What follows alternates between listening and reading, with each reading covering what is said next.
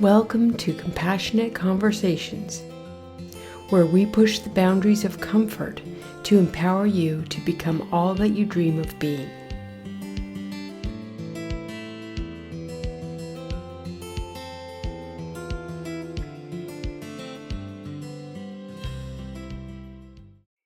Michele Jenkins is a licensed clinical social worker in New Jersey who specializes in highly sensitive people, particularly women navigating the challenges of perimenopause.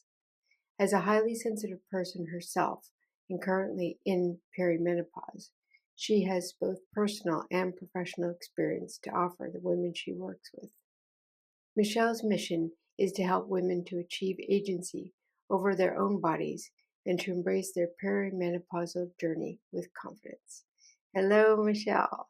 Hi, thanks for having me. I just have to tell you guys how many things we have in common. So, we are roughly the same age. So, I'm 53, you're 50, hmm the fierce 50s. So, we have the same training and frontline experience as social workers. So, we have the same degrees. We are both HSPs as well as psychotherapists. And we both specialize in empowering HSP clients, mostly women, to embrace their sensitivity and to thrive. I just couldn't believe it. We have a lot of the same experiences and feelings about this. And so it was easy, I think, for both of us to just flow into this is where we can go with this. So, being HSPs, this is going to be stream of consciousness. This is how we work. Well, we've had our own stories about going through perimenopause. I thought it might be good to start there. So, I'm 53 now, and as of February 1st, 2024, I had 1 year with no period. So, I was officially in menopause. And oh God, thank God. Yes, I'm here. I traversed the waters. I crossed to the other side. Um, my journey was incredibly traumatic and uh, distressing. It lasted. So it started at 45. I remember. Um, so that went 45. That's 7 years. Yeah. So yeah, pretty average. But yeah, I started with the vaginal changes, dryness, and just all this different stuff. But also just um, it was mostly just felt like depression. I was crying a lot. But at 45, my husband and I decided to move from one town to another on the same island. We sold 3 properties to buy one, no, 4 properties to buy one. And we changed everything up. We used to have commercial offices that were separate from our home. We each had our own office. And then we had 2 living accommodations, one in the city we live in now, Victoria, and then one in the Comox Valley where we lived before, smaller area. And yeah, we just did it all. And, that was just a lot. And there was a lot of stress with that. And then when we moved into the house we live in now, it's from 1912. It's a very old house. It didn't have any insulation, or it had knob and tube wiring that could have exploded. There was just a lot of stuff. So we had contractors here living on the property in a motorhome for 3 months. And yeah, and I ended up with some bladder thing. I ended up going to emergency because it was all stress. And I didn't know I was in perimenopause either. Um, and I just, my energy, and being an HSP on top of all that. So, um, and so when I was 28, I was officially diagnosed. I have air quote fingers in the air here if you're listening, with an anxiety disorder, generalized anxiety disorder. Um, now I know I'm a highly sensitive person. I don't believe I have an anxiety disorder. I don't believe I ever did. I don't believe that many HSPs have mental illness, as they call it. I don't even like the term mental illness. mental health I like, but not mental illness. Um, and so uh, I'd been on antidepressants since I was 28, off and on them, and they didn't seem to be working, um, the way that I thought they should. And so I panicked. So looking back now, well, we'll get into this later, but I panicked and I thought, oh my God, what's wrong with me? And I was waking up teary and crying. Um, so I thought, I looked up, what does perimenopause look like? And ooh, depression, That's a anxiety, blah, scary blah. thing So yeah, to I look got up. scared from reading, I call it Google chondria. Mhm. Yes. I used Google to diagnose me. And then, but it, I find that the health profession is also, at the ready to do that as well. So um, I went to my doctor. They didn't know what was happening. They said they could put me on more antidepressants, to which I said no. And then someone said, "Oh, there's this naturopath, and um, she can help you, and you can take bioidentical hormones. They're natural." Okay, air quotes again. They're natural, and they'll help you. So I talked to a naturopath on the phone, and it was about 15 minutes, and she said, "Oh, your progesterone is tanked." Okay, but she hadn't even seen me. "Your progesterone is tanked. We got to put you on progesterone." She very confident woman. I was not feeling confident. I was down in a bad place. So I went in. She put me on progesterone, and I had 3.5 years of severe depression. Now I have never been depressed in my life. Did she take blood work, Esther? No blood work. No, no. Yeah. So Um, yeah. So long story short, I ended up in the hospital Mm, because it got so bad. And when they found out I was on progesterone, they uh, freaked out. The two psychiatrists I remember who saw me said, "Oh my God, that causes severe depression for many women, suicidal depression for women." right. Well, I'd never heard that. So they actually asked me, if I had any, and they had my husband, um, get rid of it. Yeah, confiscate it. They confiscated. They were so horrified that they wanted it. Did she have reasoning to be leaving out the other important hormones for perimenopause, the estrogen and the testosterone? There was no explanation, it sounds like, for you. No explain. No, she was very confident. This is what you need. And so during that 3.5 years, my antidepressant, I tried them, but they weren't working. So during 3.5 years, I saw a psychiatrist for that, at least 3 of those years. And that was another hell. She put me on, she put me on a whole bunch of, she tried me on, I think, 3 or 4 different Hmm. antidepressants at varying doses, doses. And if it didn't work, she'd put the dose up. I was on the highest dose of things. I don't remember a lot of things Oh, from that wow. time. It was horrible. And I was working full time as a therapist, and it was just the worst. And um, but nobody along the way asked if, looked into. So the psychiatrist in 3.5 years that I was seeing her, at least 3 years, never asked me, "Are you on something else? Are you out Mm, taking any other medication?" Not once.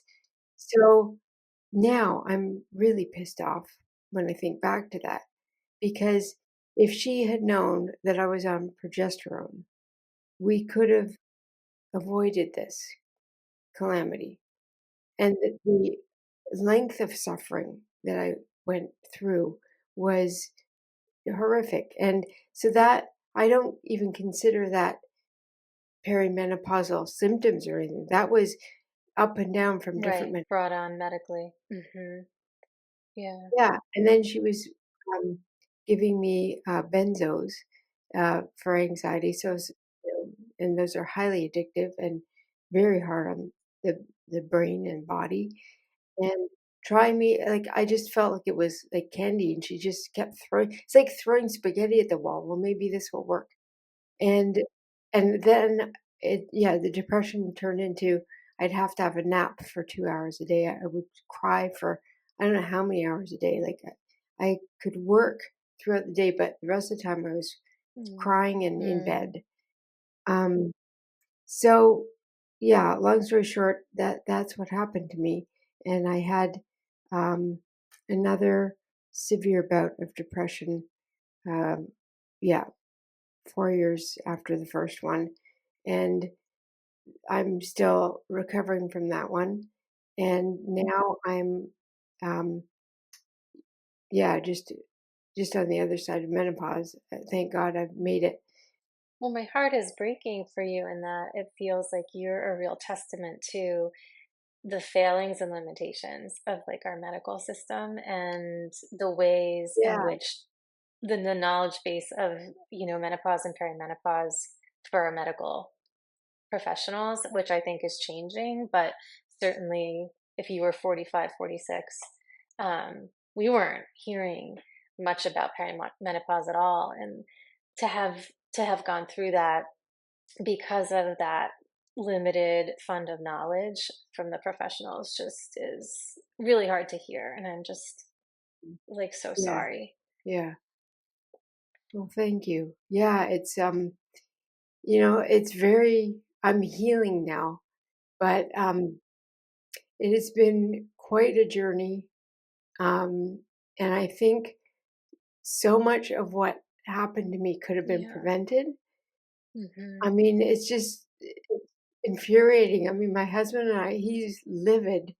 Um, when he found out that I shouldn't have been on progesterone that causes suicide or depression. I mean, I've never been suicidal before. I've never been depressed before. Um, I guess one of my messages to women that are listening to this or watching it is be very careful. There's a lot of people who have a lot of money they can make off of people that have hit bottom and are not feeling good and are willing to do anything to feel better. And I was one of those people. I was at rock bottom, and you become very vulnerable to those things. So I know we're going to talk a lot about agency, but my journey now, I've made it to the other side. I'm menopausal. It's fabulous. I have an extra, I think it's 5 to 7 pounds. I read that that's average. It's the belly and the boobs. What I've heard is that when you're switching, the estrogen is changing up and everything's going from your ovaries to the adrenals. It's a different type of estrogen. That the breasts and the belly hold the estradiol, which is the one you have when you're in your childbearing years. It's holding whatever you have left of that in your fat Yeah, cells. we need it. um, and I've heard that it's to prevent you from getting breast cancer and ovarian cancer. So I will take 5 to 7 pounds. Thank you very much. It's just a little uncomfortable because I'm 5'1" and a half, and We also have that in common, Esther. So am I. oh, really, Yes, 5'1". really, yeah. What you're 5 foot? Yes. Really? I had Hmm. no idea you're a So little the weight lady. gain, the weight gain Wow. is so noticeable, and that was hard. I know, but I'll say, and the other thing that happened during this, one of my best friends got brain cancer and died. Oh my goodness. So yeah, she was 49, and she'd just gone through menopause herself, and I was worried sick about her, and was trying to do everything I could, and yeah, that was just all. Yeah, it was glioblastoma. I lost a sister to that horrible disease, but I similarly, Um, it's actually really strange to even be saying this because the threads that run through our lives. But also, I had a very dear friend at who she was 53, died of a brain tumor.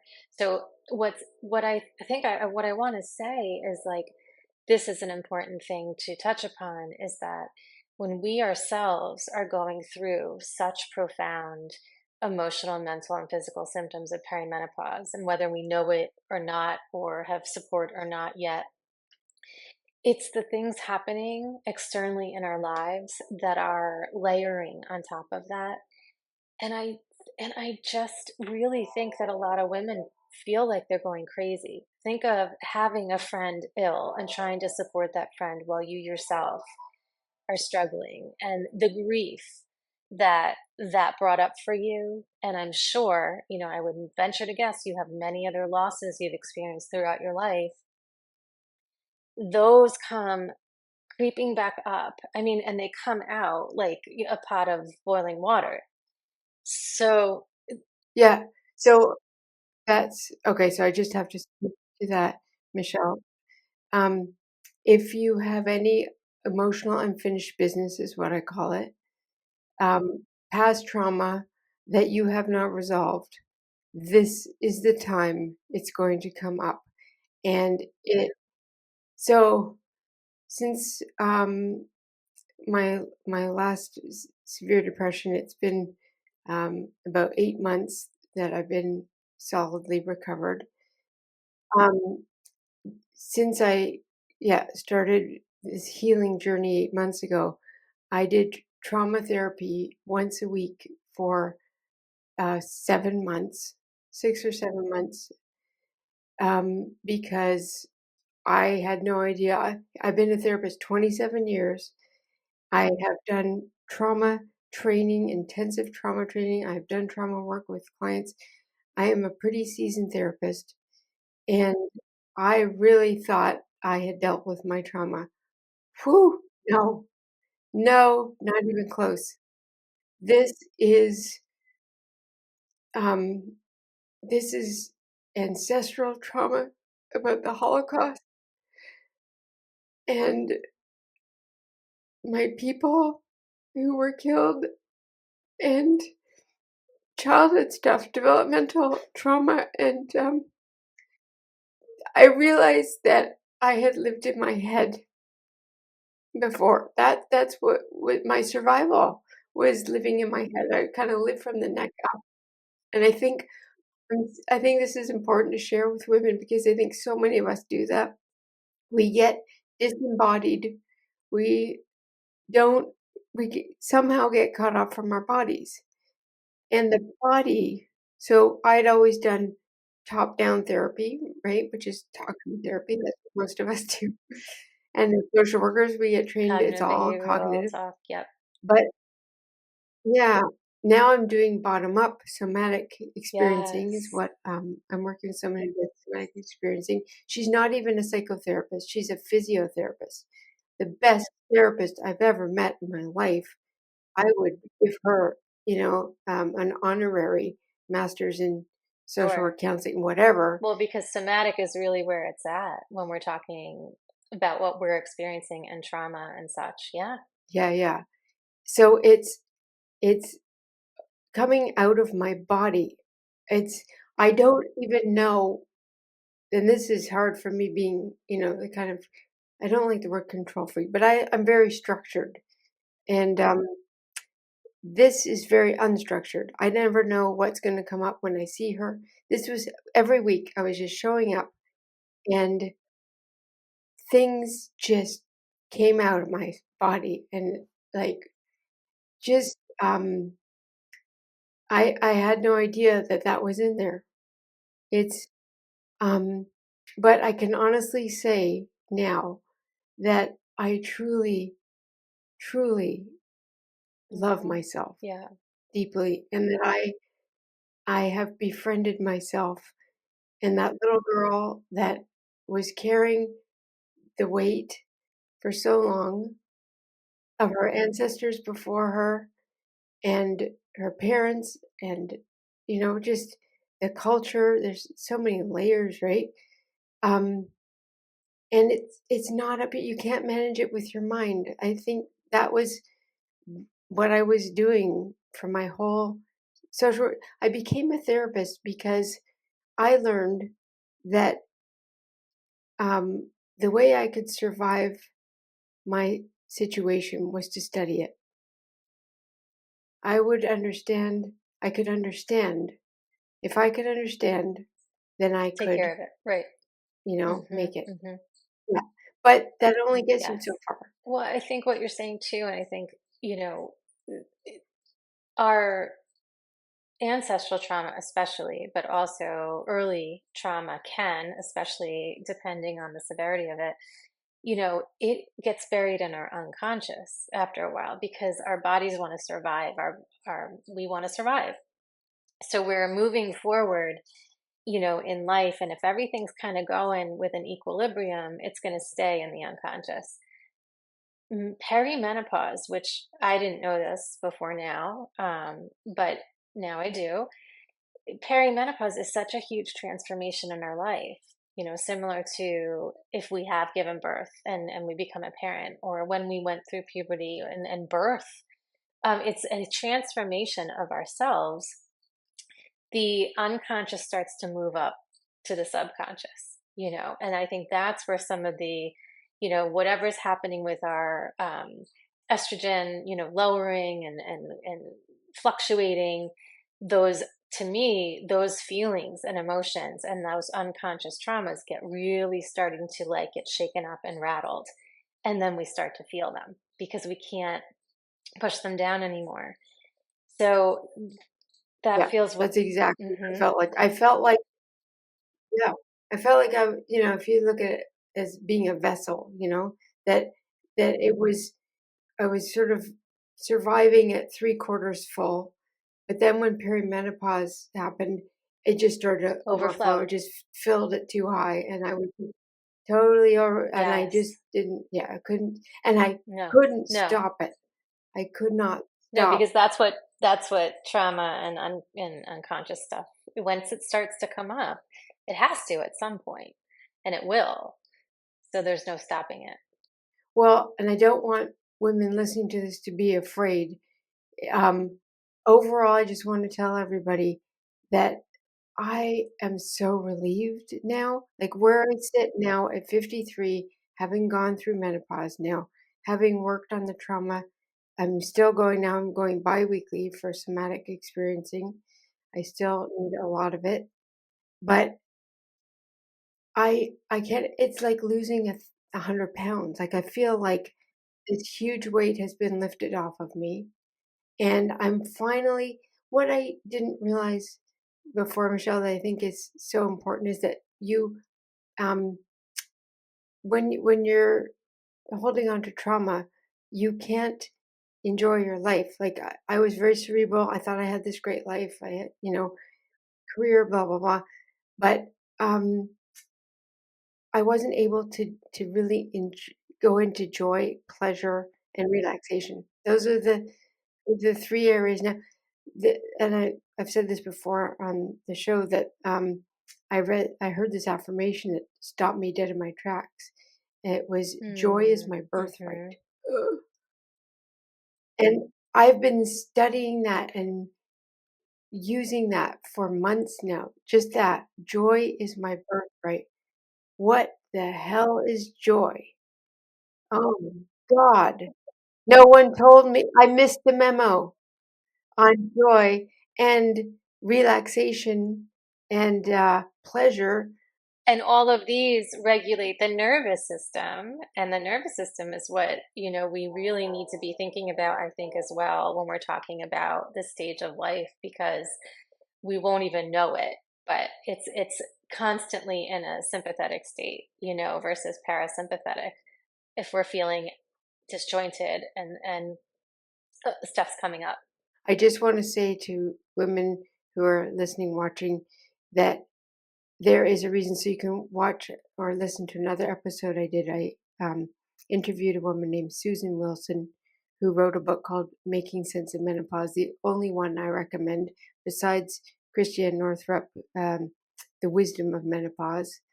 Um, yeah, incredible. So we were talking about the spiritual side of menopause, and that it's actually a transformation that it's a metamorphosis, actually. If you look at it in spiritual light. So that's how I want to, you know, go from here on in is look, see if I could, looking back at how much I suffered and all that stuff. Um, it's very disheartening. But if I was just trying to imagine if I had some wise woman, some wise elder back then who could have told me that, oh, this is all meant to be. This is what's happening to you. You're a caterpillar, but you're gonna have wings someday.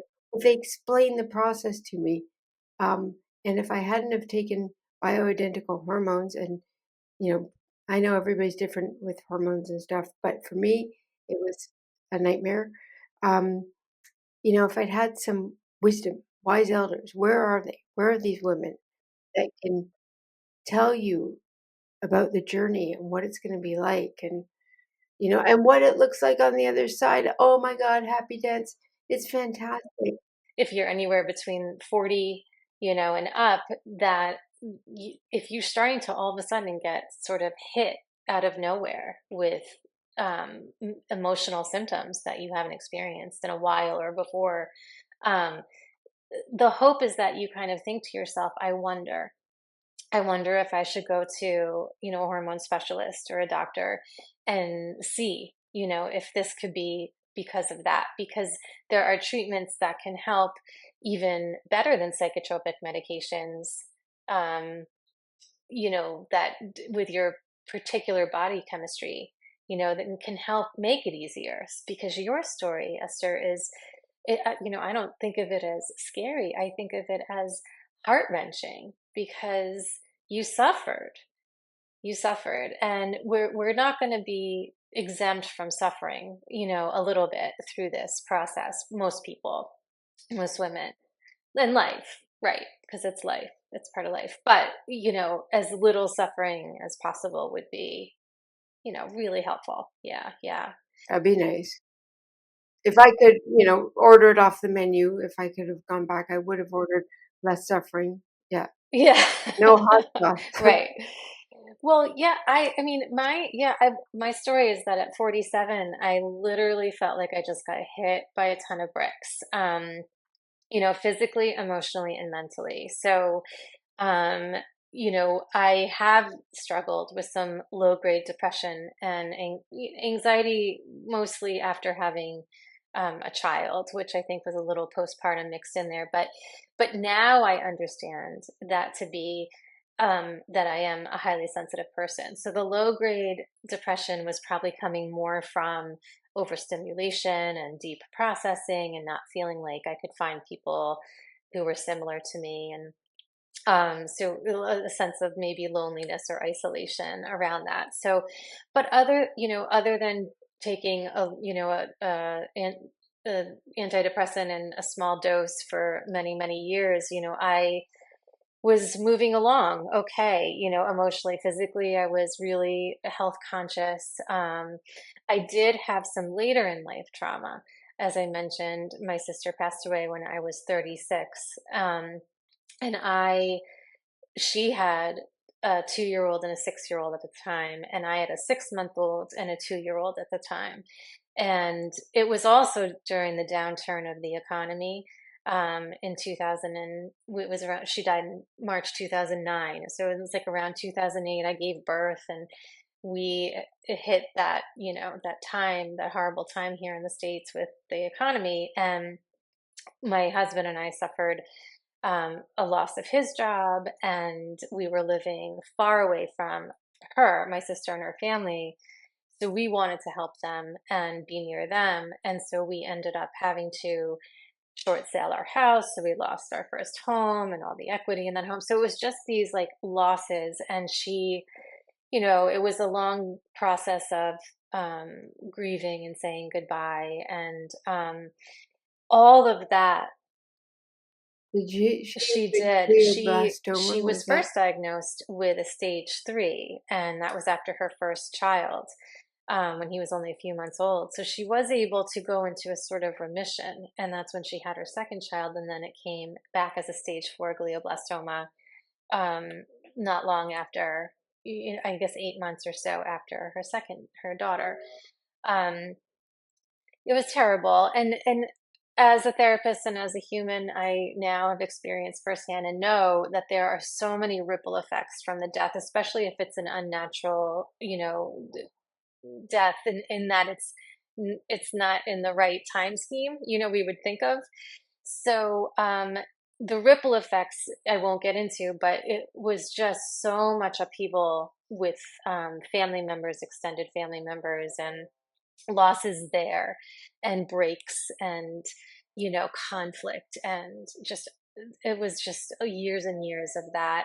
And then my husband and I trying to figure out how to, we were so involved with that, her family, but we had to now really start to root and nurture our family. And we were doing that financially, in a very difficult place. So we were literally building back up. And I went into a full survival function over functioning mode. It was very important to me, again, as a therapist, and I work with children, I've worked with young children. It was very important to me that I wasn't, projecting my grief and stuff onto my children, because they are these, innocent, little vessels of joy and love. And I just wanted them to grow up free from the heaviness of what had happened, if possible. But that's not really possible. It's not But that's possible. impossible. Right. So guess where all that goes, right? So I'm holding it. It's trapped inside of me. And although I had done therapy, because I firmly believe therapists have to do therapy, as whenever and anytime they can. I won't ever see a therapist if they're not in therapy. That's my Right. rule. But I just, it was talk therapy. It was top down therapy for sure. I knew nothing about, somatic. And I wasn't even fully conscious that had experienced trauma. The definition of trauma, there's so many different levels of trauma, but the definition is really something that's psychologically altering, so what we know into a psychological, um, difference in how we view the world. So everything had changed. So I was experiencing a level of trauma and shoving it down. And so, fast forward my 40s, I was kind of just raising my kids, and I'm in this like type A area of New Jersey. And, everyone's kind of like at top speed here. And I was trying to keep up, and trying to keep up, have my kids keep up. And then all of a sudden it was like 47, and boom, I mean, the physical was a great deal of body pain, horrible joint pain, full body pain. And I now know that is called arthralgia. And I now know that, estrogen and progesterone and testosterone play a huge role in tendons and ligaments and all that. And so, I have been diagnosed with like tendinopathy of my hamstrings and my glutes, and that's common, but I didn't know that at the time. So I all of a sudden had chronic pain. And then I had horrible clenching of my teeth. I cracked two teeth and had to get two new teeth, and I'm still struggling with TMJ today. I should note that I am still in the thick of perimenopause. Like, I have not yet reached 12 months without a period. So I'll go 4 months, 6 months, then it will start again. So then I'm starting over, and that is a tough place to be as well. But but it helps me to empathize and understand. But so the physical, the weight gain was unbelievable. It was an immediate, like overnight 15 pounds. And then, I've always been a weightlifter and stuff. So I went into overdrive with that, and only to gain another 15 plus. So doing the activities, watching what I ate, I actually gained more weight. Nothing No, worse. nothing works. But Yeah, yeah. yeah, Been there, done that. I'm yeah. I still in mean, that. yeah, I still don't know exactly how this is all going to pan out, even though I have not given up despite a lot of bodily pain. But I, went to doctor after doctor after doctor. But what was, as a therapist, I think really kind of shocking me even more was the emotional piece.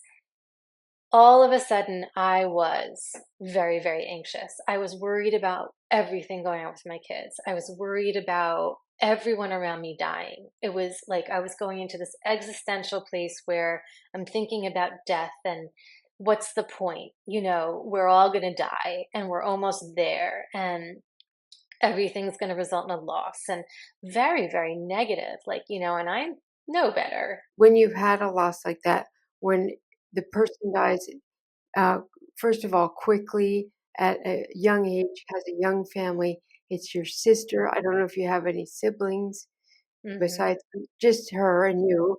Of course, you're gonna fear other people. Of course. I mean, it makes perfect emotional sense what you were feeling. Yeah, no, it helps to hear that because I think, yeah, it's like the other shoe dropping, like when is that going to happen if it's going to happen? Yeah.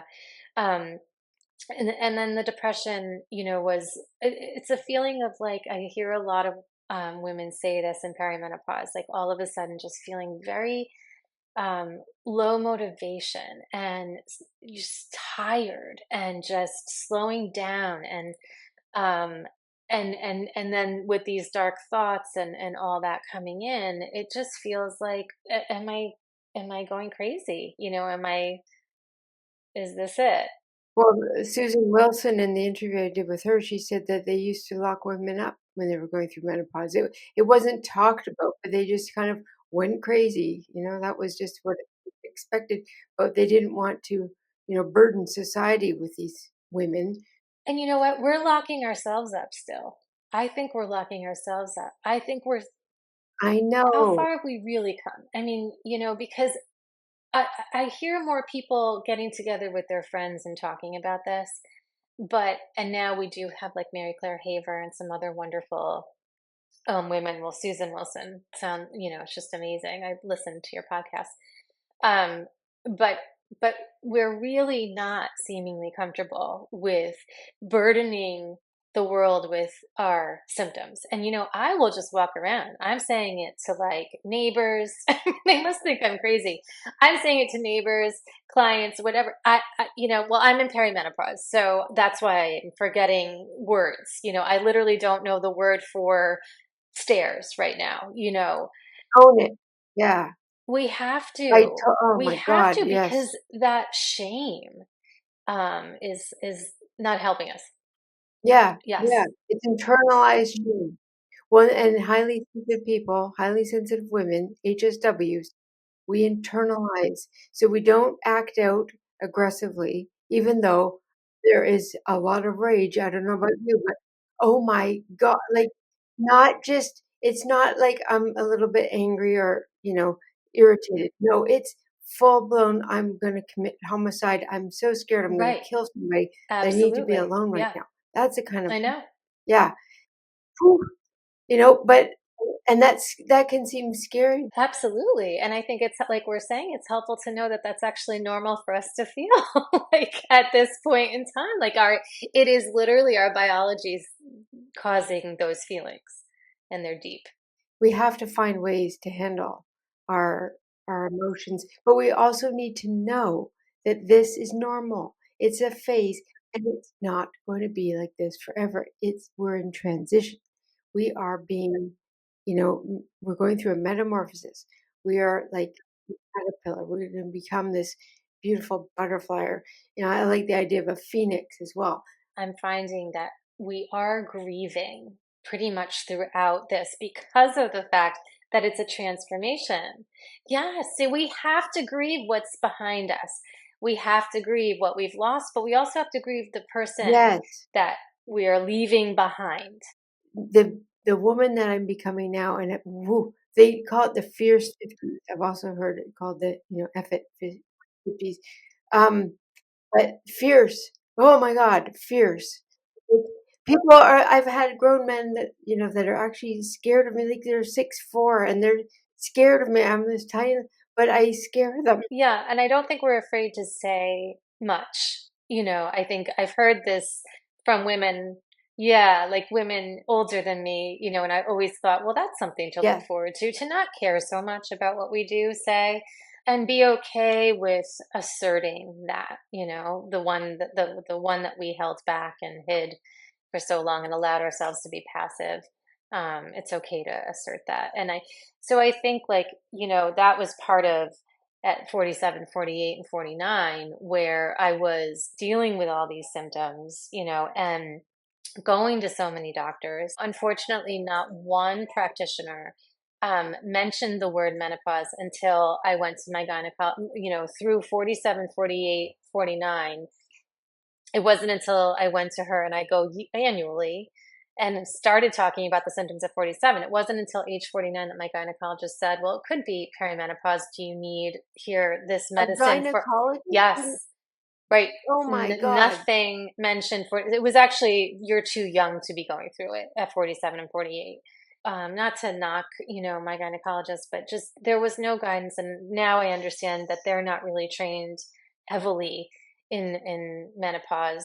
But I think what is still missing is, I think, what you and I are talking about, which is sort of the more therapeutic approach of, helping women to understand things from a sort of psychological viewpoint, mixed in with some of that medical important expertise, and then how to help themselves, how to turn inward and help themselves.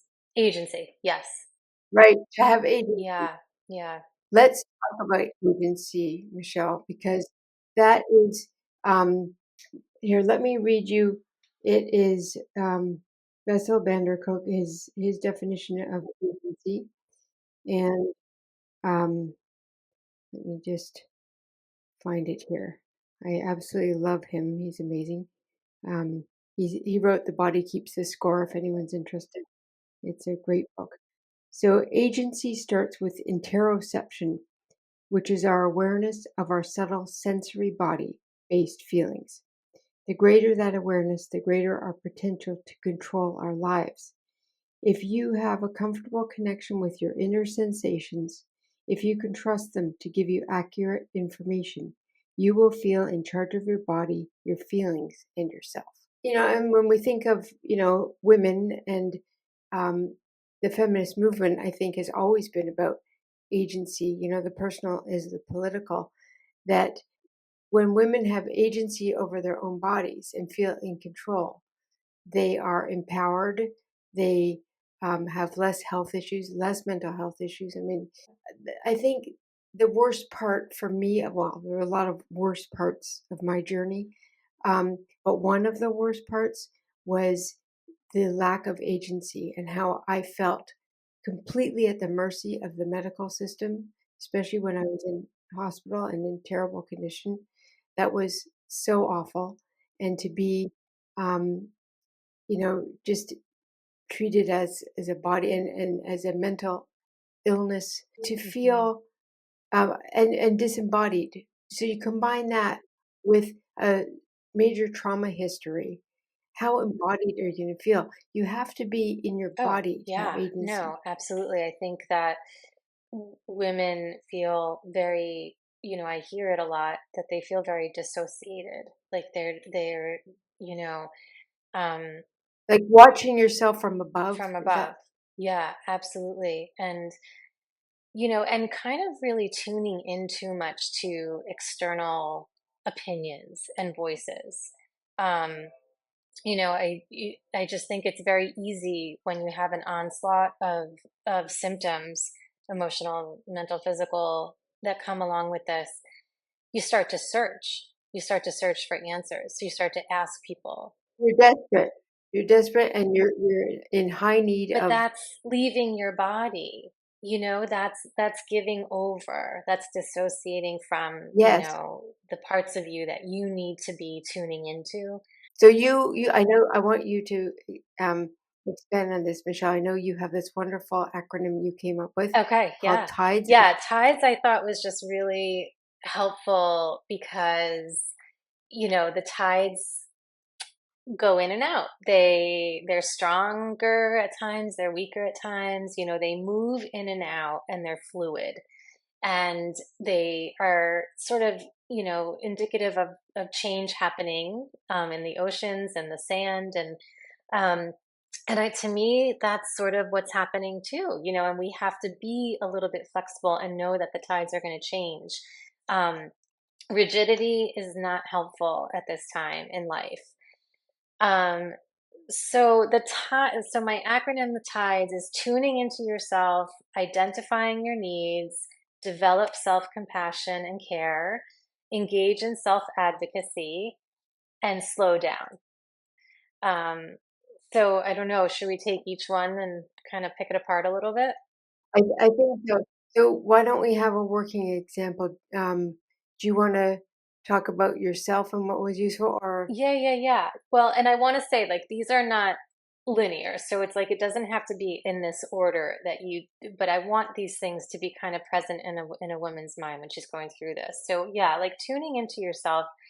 Um, I think one example is sort of what I just said. What I'd like people to do is like pause and really listen to your inner world and really like recognize what you truly feel and truly need. And so an example for me of where I wish I had done that is, shortly after I started to hit every doctor known to man to try to figure out every different symptom, I would then go on Instagram and then, the algorithm was sending me things on weight, and then it was sending me things on nutrition, and it's sending me things on body pain and all these different, and they're all just like piecemeal. And I was kind of listening, and it's all external. and it's all external, right? It's not. Yeah, Yes, absolutely. And going down sort of a rabbit hole that wasn't going to be helpful for me, because again, like I wasn't really looking inward and saying, but what do I know about myself? We grew up in our bodies. I went back to remember myself at age 13 and age 17, and well, what would happen then when I was feeling out of control of my body? Like what did I have to do to kind of pull back? because we've been through Exactly. this Yeah. before. And so that tuning in, it would be like, what I know about myself, for example, is that I do respond really well to sort of your run of the mill weight training. I don't respond as well to functional training. Like, this is just an example. It sounds a little trivial, but How about we each give an example? One, each of us. so tuning Okay. in is like, that kind of takes you to the next couple steps, which is identifying your needs, and developing a plan, engage in self advocacy. Once you tune into yourself, like I could say, like, I'm tuning out all that other noise. I'm going to pursue right now, what I know might be something that will help my body respond and keep me in the least amount of pain, or whatever it is. And then I can follow that track for now. And this is why the tides is important, because you have to know that you might have to pivot. Like, if I go and I do that, and then something else is kind of off, instead of giving up, it might be that I just have to shift a little bit. Like, I have to dial back, or I have to go back in and tune and say, wait, maybe I need to just walk for a week, before I do that, or do that half a day, whatever. Right. Yeah, yeah. Yes, and HSPs And are if you're a perfectionists. perfectionist, that's gonna be hard, right? If you keep pounding yourself to death. Well, with exercise, for example, I think that we just think we're gonna go full on, head first, Exactly, for the exactly. rest of So we our have to be lives, very but patient. the body changes. Yeah, Yes, yes. yeah. So You have to that's, listen to the yeah. What body. about you Yeah. with a tuning in example? If I had tuned in and I was trying to remember myself as a younger person, um, I I would have focused on my strengths, reminded myself that I'm tough as nails. I've been through so much and come out the other side that I'm like that Bobo doll. I Yeah, get yeah. knocked down and get up again. It makes me think of a cute song. But yeah, just how resilient I am and how creative I am, and that I never give up. I'm stubborn as hell, and that I'm going to get through this. I know I've got my back, and that we're going to get through this, even if I don't know what that's going to look like or how. Yeah. Yeah. And again, listening to the body. So, I've done hot yoga. It used to be called Bikram yoga. I've done that for over something years, and I used to go 3 to 4 times a week. It's 90 minutes, and the, I think it's 106 degrees Fahrenheit in the room. Um, and I still do it now, but um, I don't push myself as hard anymore. And I see all the young ones, and it makes me smile because they haven't hit the perimenopause or anything, and they're just giving it their all. And I think you can't keep that up, sister. Like this is gonna change. And so I really enjoy now.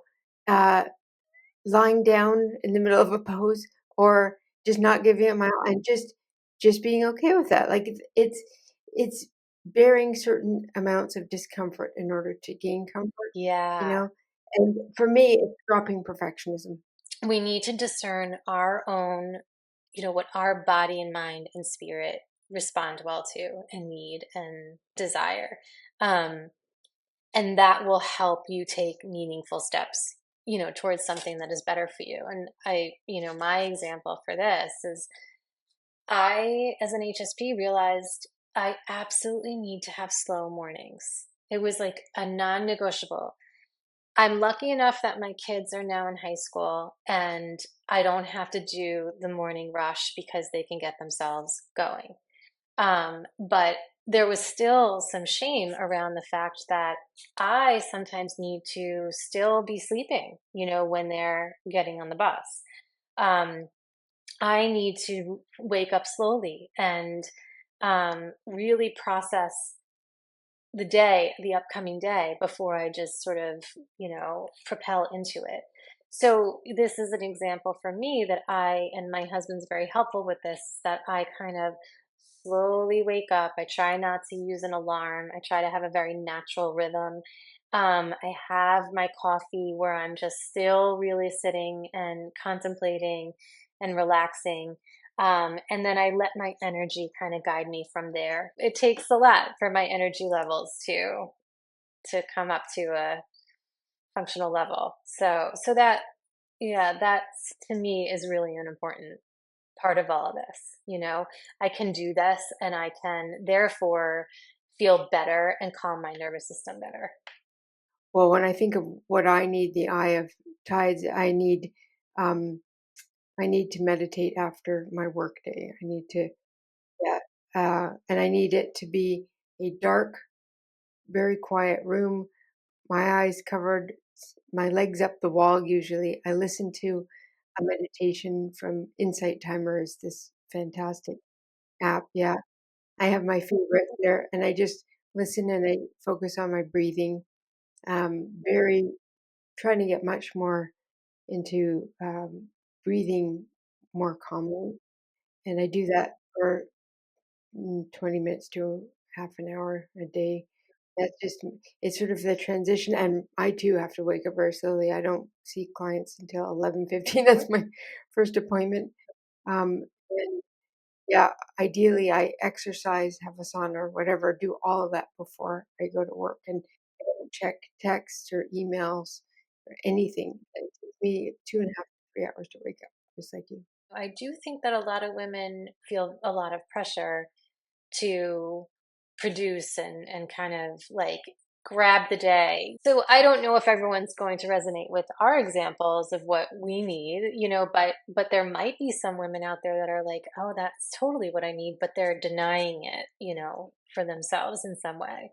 And maybe they don't have the luxury of 2.5 to 3 hours on their own, but yeah, but what can you do? What so, for Right. example, Right. if you're a highly sensitive person, you probably need time alone every day, right? Yes. And if you're not getting that, oh my goodness, your body's gonna be screaming at you in some other way. So how can you carve out that time alone, even if it's 15 to 20 minutes a day? Like, how can you make something just for you, just luxurious for you, that fills your cup, like, well, that re-energizes you, that fills your cup, Right.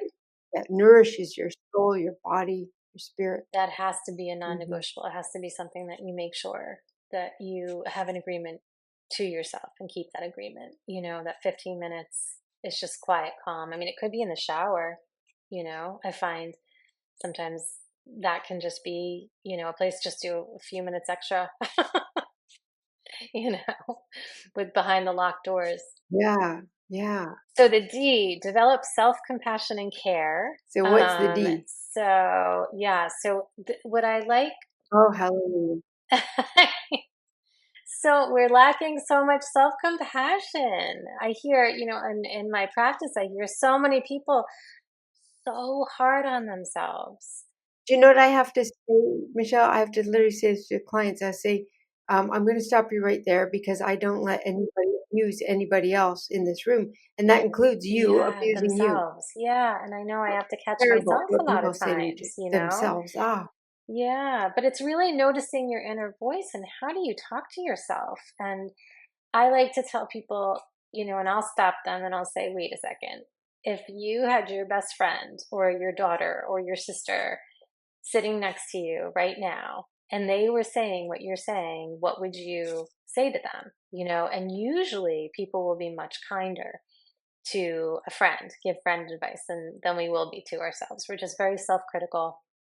Um, have that strong negativity bias about ourselves and yeah so I just it's however you can practice. I think this speaks to like how our neural pathways do respond well to patterns and repeated um little tactics and skills where we have to start practicing turning around some of the negative junk we say to ourselves. And I've gotten really good at it. And I can honestly say this, at 50, I can be quite hard on myself.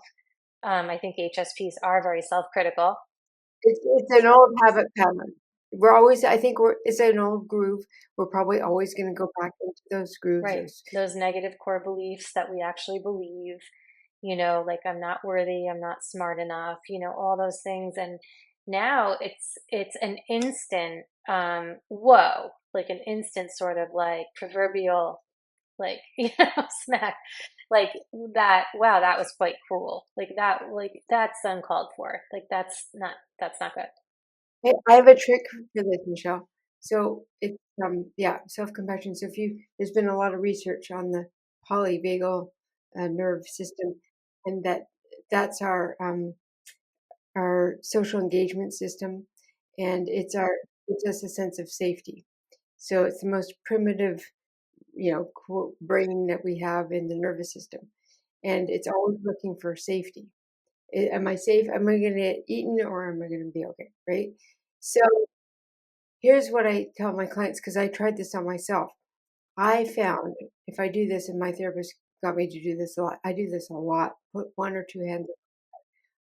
So great. It calms the nervous system. It tells you there's no danger, that you're safe.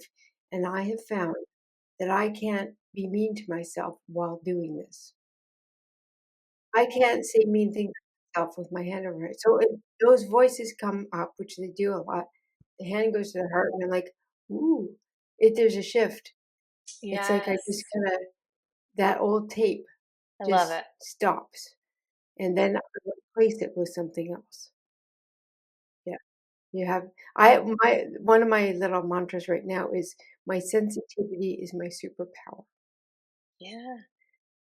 Well, I have a little mantra that I kind of use whenever I feel like I'm going back to some of those old, patterns and of saying, the core beliefs are really kind of coming up. And it's angel of God, my guardian dear, with whom God's love commits me here. From on this day be at my side to light and guard, to rule and guide.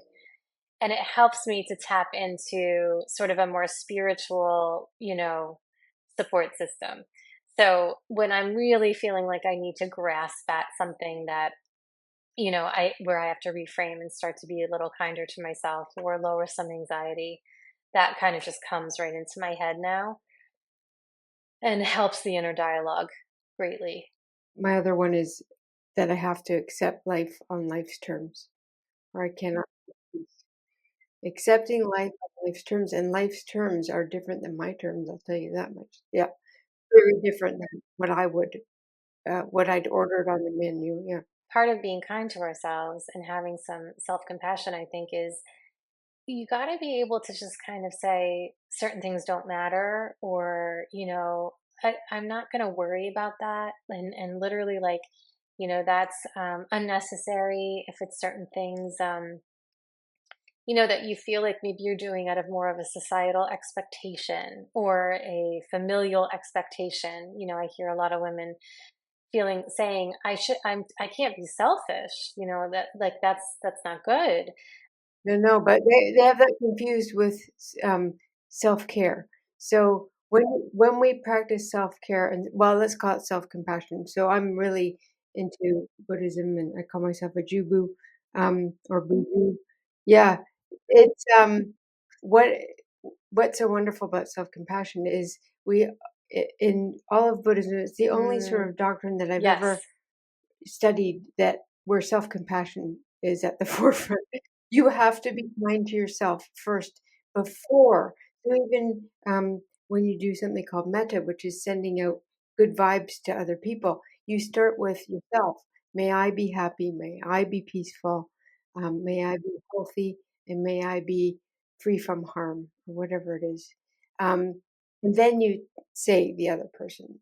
But if it's like that old adage, from the plains, put on your own oxygen mask before assisting others. Because if the mommy goes down, the kids, like you really have to take care of yourself first. So I'm sure we're talking to a lot of mothers or women that are caregiving or caretaking in some way. You really have to take care of yourself first. And it's not selfishness. It's called self-compassion, self-preservation, self-love. And the more love we have for ourselves, the more compassion we have for ourselves, the more we have to give other people. It's just basic. Yeah, Yeah. it's okay. Yeah. We were taught it all backwards.